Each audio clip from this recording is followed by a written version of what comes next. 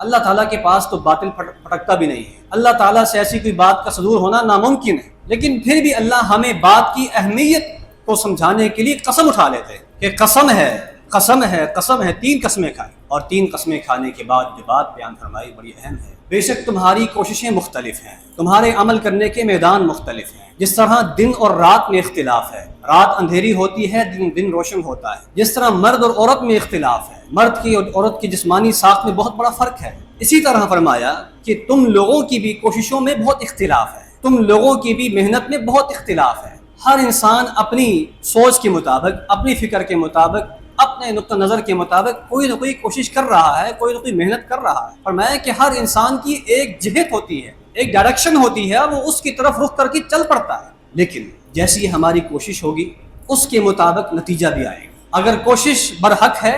تو نتیجہ بھی اس کے مطابق برحق ہی ہوگا، اور اگر کوشش ہماری باطل کی طرف ہے، کفر کی طرف ہے، گناہوں کی طرف ہے، نافرمانی کی طرف ہے، تو نتیجہ بھی بالکل اس کے عین مطابق سامنے آئے گا۔ ایسے نہیں ہو سکتا کہ نیکی کے راستے پہ چلنے والا جہنم میں جا گھسے، اور یہ بھی نہیں ہو سکتا کہ گناہ کے راستے پہ چلنے والا جنت میں داخل ہو جائے، یہ بہت مشکل کام ہے۔